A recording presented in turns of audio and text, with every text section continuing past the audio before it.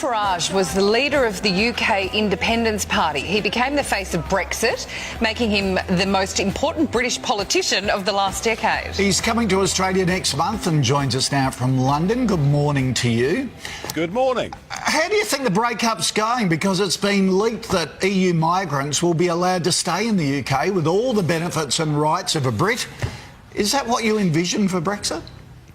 Yeah, with all the benefits, with all the rights, and able to bring their extended families too. Look, here's the problem.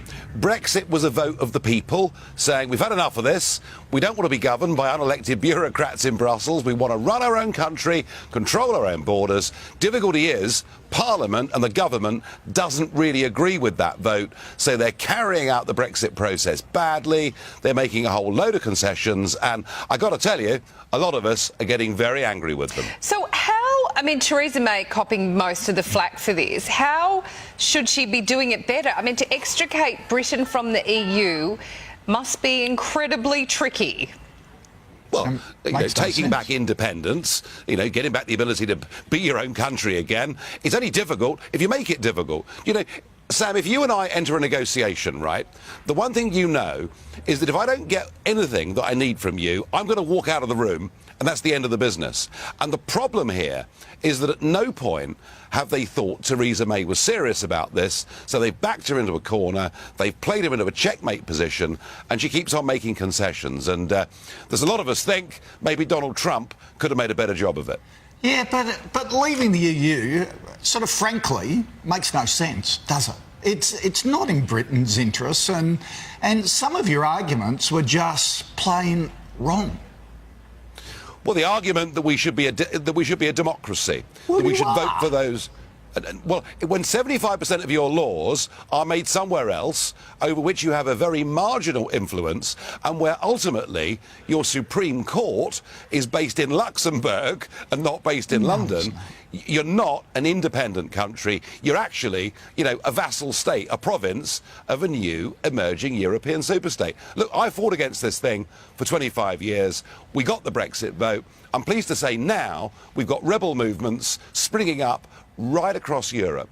Countries want to be friends with their neighbours, they want to trade with them, but not be governed by them. It's such a mess. In 2016, no one expected Brexit, no one expected Donald Trump. I'm sure you're across what's going on in Australian politics at the moment. I mean, Yep. What is going on in world politics? And it's not just Australia. There seems to be a massive disconnect between the people. I mean, 75% voted for Brexit, and yet the government doesn't believe in it. So what's the disconnect here between people and their leaders across the first world?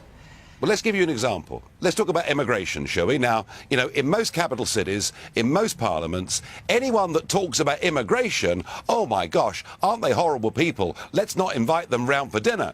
And yet, you go out of the capital cities right across the West and people say, do you know what?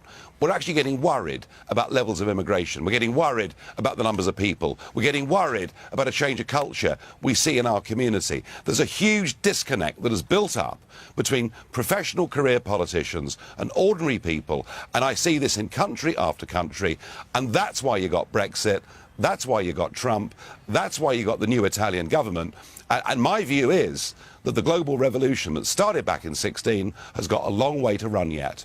Oh. So we're going back to protectionism, not in my backyard. Let's not think outside the square. No, We're I'm a going free trader. conservative. No, I'm a free trader. Absolutely. I mean, for me, one of the points of Brexit was to leave this little European club and be able to join a bigger world, including, of course, the Commonwealth and the English-speaking world as well, who we very much, and I apologise for this, cut ourselves off from back in the 1970s. So, no, for me, it's not about protectionism. It's about the United Kingdom choosing a new path, a different direction in the world, and to do it as a democratic country. Okay. All right, Nigel Farage, thanks for your time. Yeah. And Thank you. you are on your way to Australia. You'll be here from September 2nd to the 7th, and all the details for Nigel's visit and where you can see him and hear him talk are on our website. Excellent. Thanks, Nigel. Good to see him. Bring back the Commonwealth lane into immigration, into You're the UK. obsessed with the Commonwealth yes. lane. We want to get a free ride.